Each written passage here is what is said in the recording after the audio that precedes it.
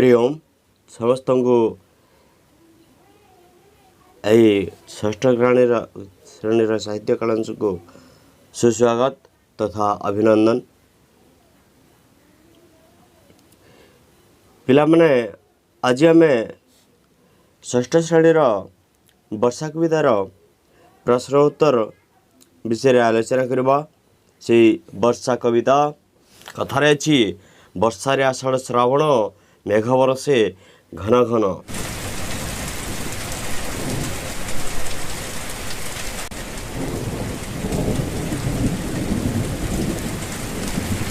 जल ही जीवन। आई जीवन पाई जल नितांत आवश्यक। पृथ्वी तथा वायुमंडल 56 कोटी जीवजंतु यही जल बिना बंची पारे नहीं एवं जल ही जीवन कहुए। से पिला माने यही जल वर्षा होता है वर्षा ऋतुरे से वर्षा ऋतु विषय बा वर्षा कविता विषय आज आम आलोचना करवा। जहाँ लिखिं अति बड़ी जगन्नाथ दास ओडिया भागवत जे कि लिखिले तांकर प्रतिटी पाद अक्षर संख्या है 9टी। प्रत्येक पादर अक्षर संख्या 9टी होता है। तेणु से भगवत बाणी मध्य लिखिले ओडिया भागवत रचना करथिले कवि जगन्नाथ दास एवं तांकर रचित वर्षा कविता प्रश्न उत्तर आज आलोचना करवा। एक नंबर है प्रश्न गुड़िकर उत्तर कह क वर्षरे केतोटी ऋतु आसे? वर्षरे 6टी ऋतु आसे। ग्रीष्म ऋतु पर क्यों ऋतु आसे? ग्रीष्म ऋतु पर वर्षा ऋतु आसे। मेघ माने क्योंठु मिलित हुअन्ति? मेघ माने शून्य पथरे बा आकाश मिलित हुअन्ति। घ पृथ्वी सूर्यंक उत्तापरे केते मास तप्त थिला?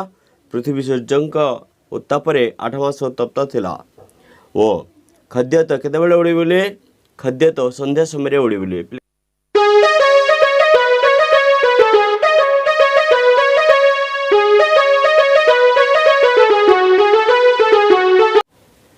नंबर 2 उत्तर लेख क मेघ माने किपरि भाव जल वर्षा कले? महाशून्य रे मेघ माने बिजुली घड़घड़ी सहित मिलित हुई भीषण शब्द रे वर्षा कले।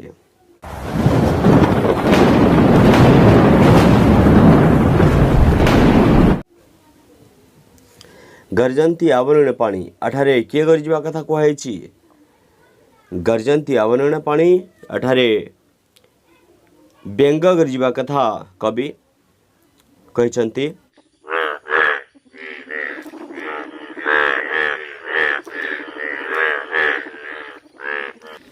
वर्षार गर्जन शुणी व्यंग माने जलाशयर चतुर्पार्श्वर रही गर्जन बा राव करथंती। एही कवितारे काहाकू राजा बोली कहुई?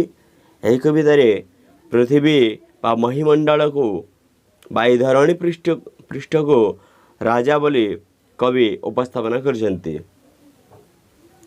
वर्षा ऋतु को सकल ऋतुंकर सार बा समस्त ऋतुंक मध्यरे श्रेष्ठ बोली कवि कहीं कहते? वर्षा ऋतुरे धरा बा पृथ्वी शस्य संपद परिपूर्ण होता है। वर्षा ऋतुर जलदान फल विभिन्न प्रकार खाद्य शस्य उत्पन्न होता है। फल प्राणी और उद्भिद जगतर जलकष्ट और खाद्यभाव दूर होता है। तेणु कवि वर्षा ऋतु को सकल ऋतुंकर सार बोली कहते। यह ऋतु आसवा क्षणी चाषी भाई माने अति आनंद उल्लासर सहित निज चाषरे लाई पड़ती एवं पृथ्वी तथा महिमंडल 56 कोटी जीवजंतु को से आहार दे थांती। सेथिपाई वर्षा ऋतु को सकल ऋतुंकर सार बा समस्त ऋतुंक मध्य श्रेष्ठ ऋतु बोले कवि जगन्नाथ दास वर्णना करिसेंती।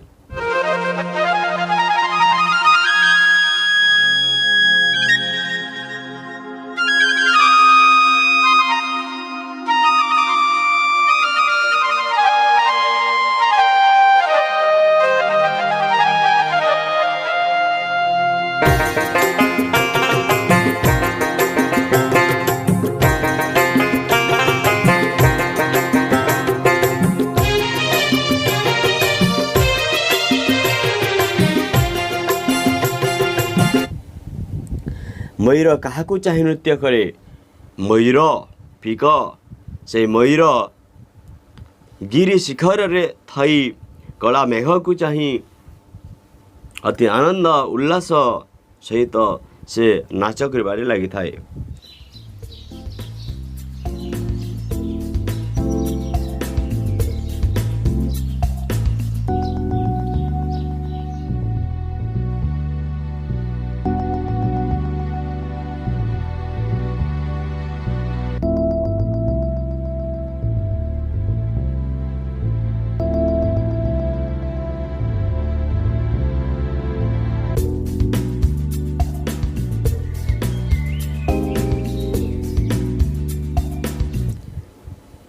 मयूर गिरी शिखर रे थिबा कला मेघ को चाही नृत्य करे।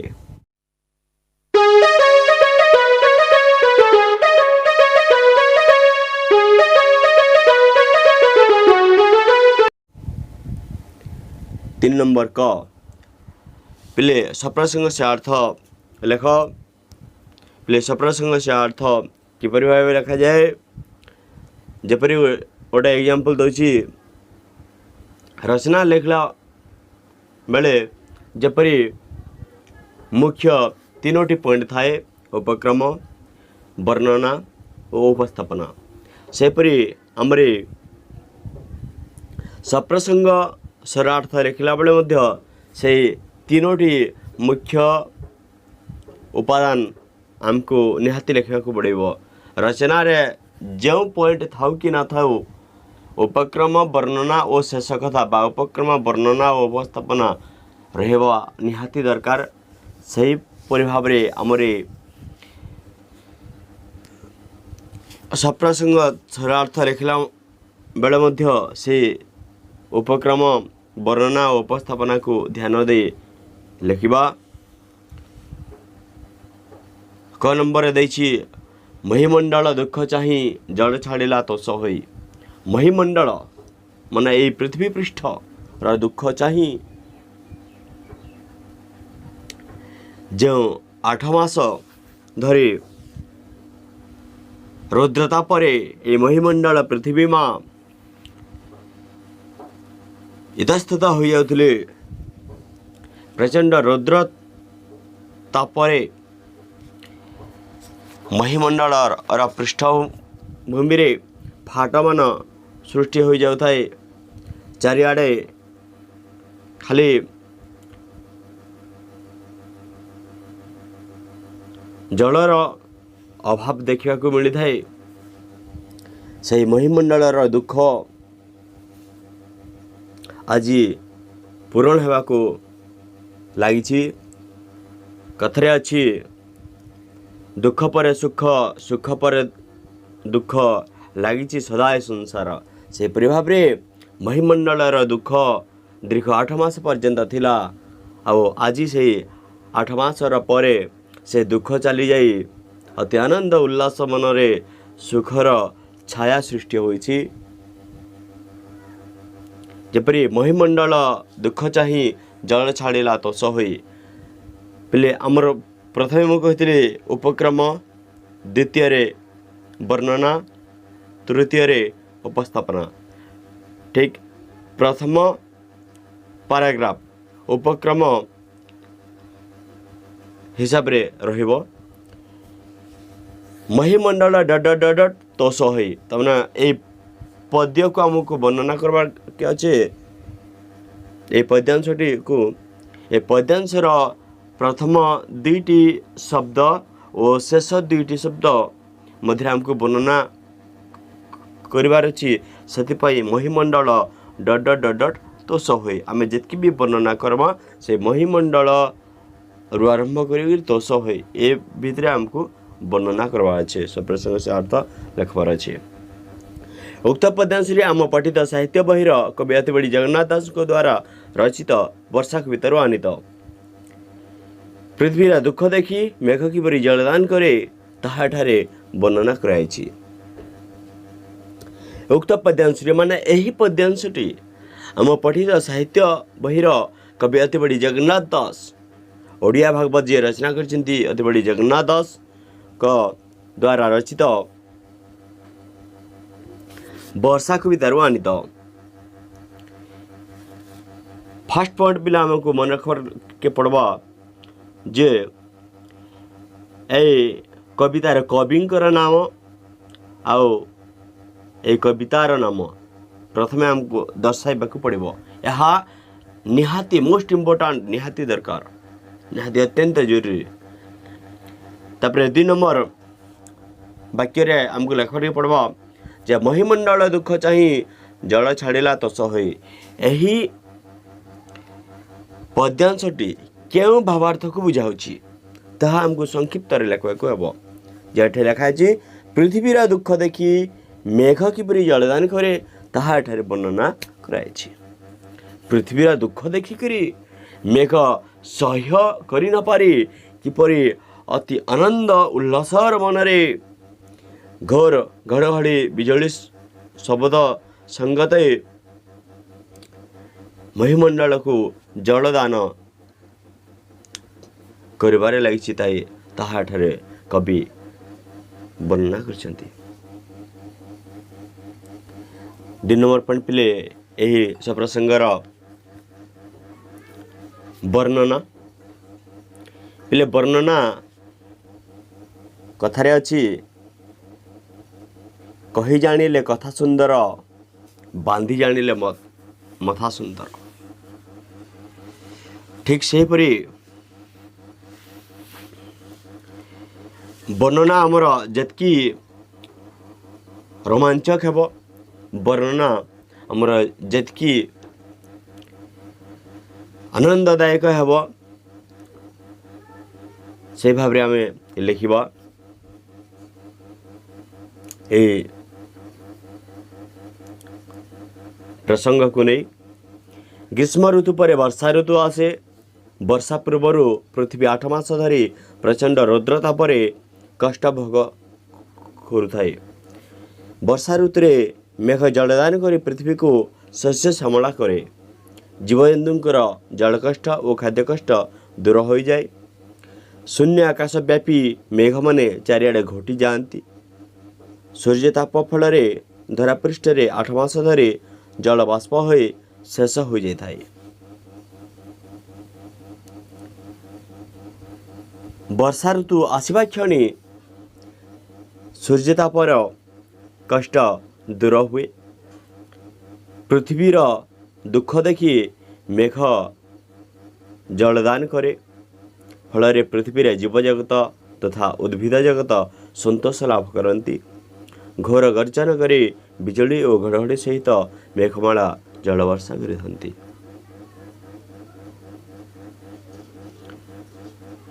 नेक्स्ट तार 3 नंबर पॉइंट है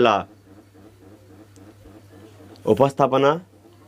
इजारे तो दिशु ना उपस्थापना पीडीएफ लोड कला बेले कौटी जाइछि सेटा आठे लेखा अछि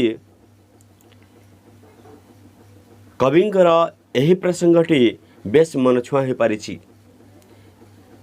पिले यह मध्य से प्रसंग लिखिबार मोस्ट इम्पोर्टाट पॉइंट जोटा कि शेष कथा बोलिक कहूँ बा उपस्थापना पॉइंट बोलिक जोटा कहूँ। जो कवि एत परिश्रम करी एत ज्ञान आम आड़ी देइछन्ति से साहित्य रे वर्णना करिसेंति आमे मध्य तांकर किछि गुण गाथा करबा उचित। सेथिपई उपस्थापना रे लेखिबाक हबो बा लेखिबा कविंकर एही प्रसंगटी बेस मन छुआ पारिछि बेस हृदय स्पर्शी हो पारिछि। एतकी थिला पिले सब प्रसंग सरलार्थ र टिप्स गुड़ाक यही फॉर्मेट रे हमको सबू क्लास रो समस्त श्रेणी रो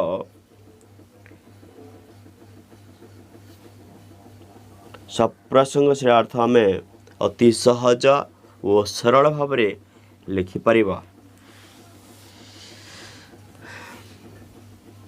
ख नंबर अल्प नदी पुरी रे लहरी मते उछलिले।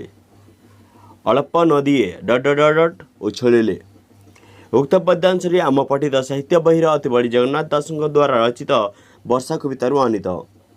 ବର୍ଷା କାଳରେ ଛୋଟ ଛୋଟ ନଦୀ ଗୁଡ଼ିକ କିପରି ଜଳପୂର୍ଣ୍ଣ ହୋଇ ଉଛୁଳି ପଡ଼ିଛି ତାହା କବି ଏଠାରେ ବର୍ଣ୍ଣନା କରିଛନ୍ତି। ଦେଖ ବୋଲେ କ ନମ୍ବରରେ ବି ଯେଉଁ ଥିଲା ମହିମଣ୍ଡଳ ଦୁଃଖ ଚାହିଁ ଜଳ ଛାଡ଼ିଲା ତୋଷ ହୋଇ, ସେହି ଉପକ୍ରମରେ ଯେପରି ଲେଖା ହୋଇଛି ଏହି ଉପକ୍ରମରେ ମଧ୍ୟ ସେହିପରି ଲେଖା ହୋଇଛି। ଫର୍ମାଟ୍ଟା ଏକ। ଯେତେ ବି ଆମେ କ୍ୱେଶ୍ଚନ୍ର ଆନ୍ସର୍ ମାନେ କର୍ମା ସବୁ ଫର୍ମାଟ୍ ପିଲେ ଲେଖିବାର ଶୈଳୀକୁ ଆମେ ପ୍ରଥମେ ମନେ ରଖିବାକୁ ହେବ, ଯାହାଫଳରେ ଟାଇମ୍ ୱେଷ୍ଟ ନାଇଁ ଯାଏ ଆଉ ଭଲ ଭାବେ ଆମେ ଲେଖିପାରମା।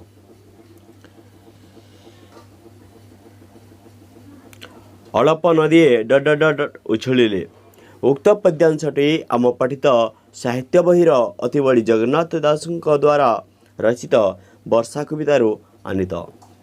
ବର୍ଷା କାଳରେ ଛୋଟ ଛୋଟ ନଦୀ ଗୁଡ଼ିକ କିପରି ଜଳପୂର୍ଣ୍ଣ ହୋଇ ଉଛୁଳି ପଡ଼ିଛି ତାହା କବି ଏଠାରେ ବର୍ଣ୍ଣନା କରିଛନ୍ତି। ଏହା ଥିଲା ତାର ଉପକ୍ରମ ପଏଣ୍ଟଟା, ତାର ବର୍ଣ୍ଣନା ପଏଣ୍ଟ ଆମେ ଯିବା।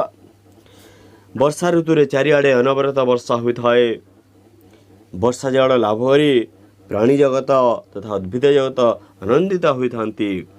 ଜଳିଳିଆ ପୋକମାନେ ସନ୍ଧ୍ୟାବେଳେ ଚାରିଆଡ଼େ ଉଡ଼ି ବୁଲନ୍ତି। ମେଘର ଭୟଙ୍କର ଗର୍ଜନ ପୁଣି ବେଙ୍ଗମାନେ ଜଳାଶୟ ଚାରିପାଖରେ ଗର୍ଜନ କରିଥାନ୍ତି। ଛୋଟ ଛୋଟ ନଦୀ ଜଳରେ ଭରିଯାଆନ୍ତି। ଛୋଟ ଛୋଟ ନଦୀ ଜଳରେ ଭରିଯାଆନ୍ତି। ନଦୀର ଗର୍ଭ ପୂର୍ଣ୍ଣ ହୋଇ ବଡ଼କା ଜଳ କୂଳ ଲଙ୍ଘନ କରେ, ଫଳରେ ବନ୍ୟା ଦେଖାଯାଏ। ଲହରୀ ସହିତ ଛୋଟ ଛୋଟ ନଦୀ ଗୁଡ଼ିକ ଉଛୁଳି ଉଠି ଦୁଇ କୂଳକୁ ଛୁଇଁଥାନ୍ତି ଏବଂ କୂଳ ଲଙ୍ଘନ କରିଥାନ୍ତି। ସେପରି କଥାରେ ଅଛି, ବିନ୍ଦୁ ବିନ୍ଦୁ ପାଣିରେ ସିନ୍ଧୁ ଗଠିତ ହୋଇଥାଏ। ଗୋଟିଏ ଗୋଟିଏ ବୁନ୍ଦା ପାଣିର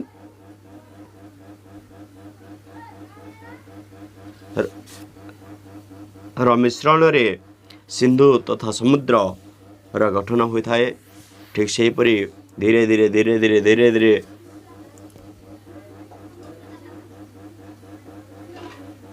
ପ୍ରବଳ ପାଣି ଦ୍ୱାରା ବନ୍ୟା ହୋଇ ତାହା ସିନ୍ଧୁ ବା ସାଗରରେ ମିଳନ ହୋଇଯାଇଥାଏ। ଶେଷ ପଏଣ୍ଟ ବା ଶେଷ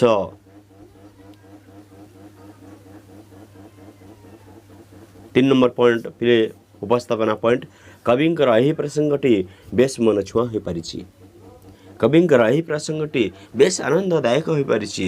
କବିଙ୍କର ଏହି ପ୍ରସଙ୍ଗଟି ବେଶ ହୃଦୟସ୍ପର୍ଶୀ ହୋଇପାରିଛି। ଏତିକି ପିଲେ ଲେଖିବା।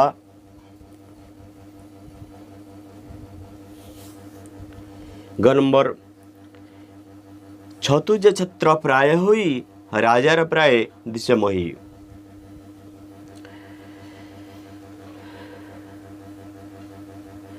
ଛତୁ ଯେ ଡଟ୍ ଡଟ୍ ଡଟ୍ ଦିଶେ ମହି। ଉକ୍ତ ପଦ୍ୟାଂଶଟି ଆମ ପଠିତ ସାହିତ୍ୟ ବହିର ଅତିବଡ଼ି ଜଗନ୍ନାଥ ଦାସଙ୍କ ଦ୍ୱାରା ରଚିତ ବର୍ଷା କବିତାରୁ ଆନିତ। ଏଠାରେ କବି ପୃଥିବୀକୁ କିପରି ରାଜା ସହିତ ତୁଳନା କରିଛନ୍ତି ତାହା ବର୍ଣ୍ଣନା କରାଯାଇଛି। ବହୁତ ଆନନ୍ଦର ସହିତ ବହୁତ ଆନନ୍ଦ ଉଲ୍ଲାସ ଲାଗୁଛି ଏହି ପଦ ଗୁଡ଼ାକ ପଢ଼ିଲେ। ସେଇ କବି ଜଗନ୍ନାଥ ଦାସଙ୍କ ଦ୍ୱାରା ରଚିତ ବର୍ଷା କବିତାର ପଦ।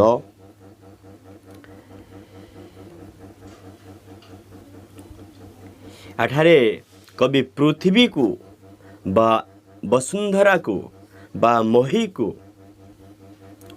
ବା ମଞ୍ଚପୁରକୁ ବା ମର୍ତ୍ତ୍ୟପୁରକୁ କିପରି ଭାବରେ ଗୋଟେ ରାଜା ରାଜନ ସମ୍ରାଟ ସହିତ ତୁଳନା କରିଛନ୍ତି ତାହା ବର୍ଣ୍ଣନା କରିଛନ୍ତି।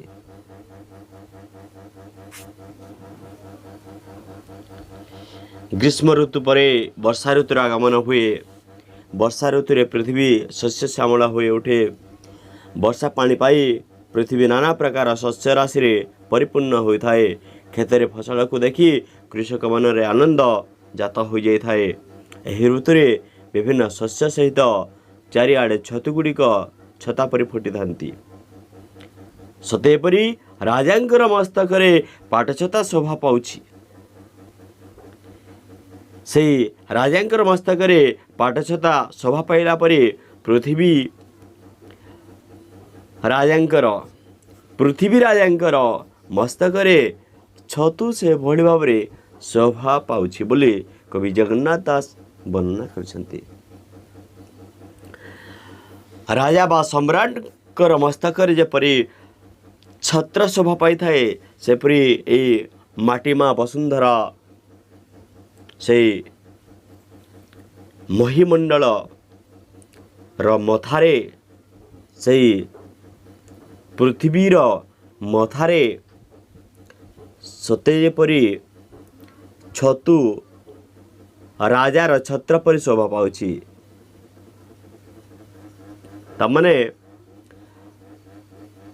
ଏଠାରେ ପୃଥିବୀ ହେଉଛି ରାଜା ଏବଂ ଛତୁ ହେଉଛି ସେ ରାଜାଙ୍କର ଛତ୍ର। କି ଆନନ୍ଦମୟ ବର୍ଣ୍ଣନା, କି ରୋମାଞ୍ଚକ ବର୍ଣ୍ଣନା କରିଛନ୍ତି କବି ଜଗନ୍ନାଥ ଦାସ। ଏହି ପ୍ରକାର ଦୃଶ୍ୟ ଦେଖି ସମସ୍ତେ ଆନନ୍ଦ ଅନୁଭବ କରନ୍ତି। ଯେତେବେଳେ ବର୍ଷା ଋତୁ ଆସିଥାଏ, ସେତେବେଳେ ଆମେ ମଧ୍ୟ କ୍ଷେତ ବିଲକୁ ଗଲେ ଛତୁ ଦେଖିବାକୁ ପାଇଥାଉ। 3 ନମ୍ବର ପଏଣ୍ଟ, ତାର ଉପସ୍ଥାପନା। ବାସ୍ତବରେ କବିଙ୍କର ଏହି ତୁଳନାତ୍ମକ ପ୍ରକୃତିର ବର୍ଣ୍ଣନା ଖୁବ୍ ଆନନ୍ଦଦାୟକ ହୋଇଛି, ଖୁବ୍ ମନମୁଗ୍ଧକର ହୋଇଛି।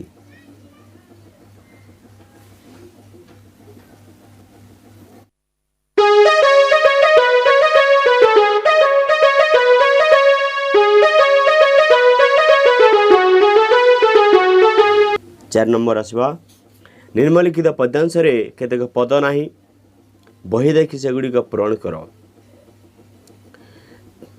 ପ୍ରାଣୀ ଜୀବନ ... ଚିତ୍ତରେ ବରସି।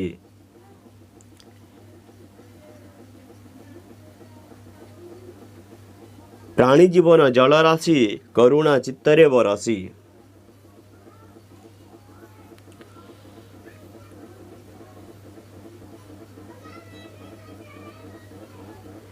ଡ୍ୟାସ୍ ଶସ୍ୟ, ଖ ନମ୍ବର ପିଲେ, ଡ୍ୟାସ୍ ଶସ୍ୟ ରାଶି ଏଣେ ଡ୍ୟାସ୍ ମହିଡାସ୍। ନାନା ପ୍ରକାର ଶସ୍ୟ ରାଶି ଏଣେ ପୂରିତ ମହିଦିଶି।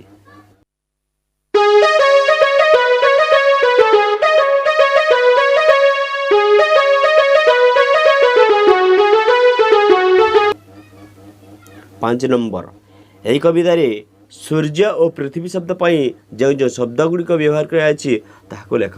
ଏହି କବିତାରେ ସୂର୍ଯ୍ୟର ପ୍ରତିଶବ୍ଦ ରବି ଲେଖା ହେଉଛି, ଆଉ ପୃଥିବୀର ଶବ୍ଦ ମଞ୍ଚପୁର ଓ ମହି ଲେଖା ହେଉଛି। ହେଲେ ତାର ପ୍ରତିଶବ୍ଦ ଅନେକ ଗୁଡ଼ିଏ ପ୍ରତିଶବ୍ଦ ଅଛି। ସୂର୍ଯ୍ୟଙ୍କର ଯେପରି ଦିନକର, ଦିନମଣି, ପ୍ରଭାକର, ଆଦିତ୍ୟ,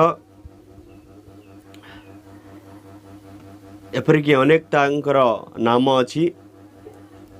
ଠିକ୍ ସେପରି ପୃଥିବୀର ମଧ୍ୟ ଅନେକ ପ୍ରତିଶବ୍ଦ ଅଛି। ପୃଥିବୀ, ମହିମଣ୍ଡଳ, ମହି, ମହିଧର, ଅବନୀ, ମେଦିନୀ, ବସୁଧା, ବସୁନ୍ଧରା, ବସୁମତୀ। ସେହି ସମାର୍ଥବୋଧକ ଶବ୍ଦ ଆଡ଼କୁ ଆମେ ଯିବା ନାହିଁ। ଏଠାରେ ଯାହା ଅଛି ତାହା ଆମେ ସୁବିଧା ରଖିବା ଉଚିତ।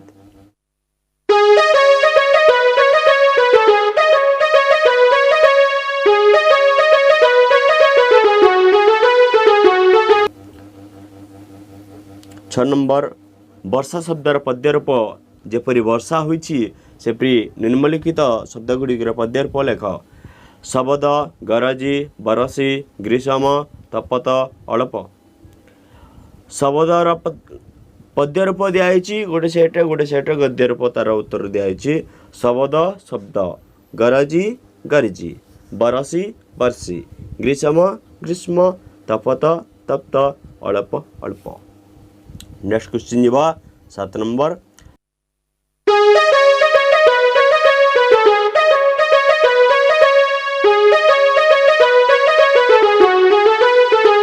ତଳେ ଦିଆଯାଇଥିବା ଶବ୍ଦ ଗୁଡ଼ିକର ଅର୍ଥ ବନ୍ଧନ ମଧ୍ୟରୁ ବାଛି ଲେଖ। मंचपुर तीन ऑप्शन देइछे तीन ऑप्शन भितर केनटा तार समर्थबोधक शब्द जे आम बाछिबा सूर्यपुर पातालपुर मर्त्यपुर सूर्यपुर पातालपुर मर्त्यपुर अछि मंचपुर समर्थबोधक शब्द है मर्त्यपुर बा पृथ्वी पृष्ठ जहाँ को आम कहूँ भुंजंती भजन करती भोग करती भरण करती बोले भुंजंती भुंजंती भोग करती हम एठारे पिले केतेक कन्फ्यूज रही था जे भोजन करती भुंजंती माने भोजन भी करती हम ओडिया डिक्शनरी भोजन करती भी अच्छी भोग करती भी अच्छी किंतु आमर ये षष्ठ श्रेणी कविता रे भोग करती हम भुंजंती माने भोग करती मंडुक मंडुकर समर्थबोधक शब्द है बेंग साप बेंग मयूर देछि मंडुकर समर्थबोधक शब्द बेंग निशामुख निशामुख समर्थबोधक शब्द है संध्या बेल सकाळ संध्या बेल राति दिखाऊँगी से संध्या बेल हम निशामुख संध्या बेल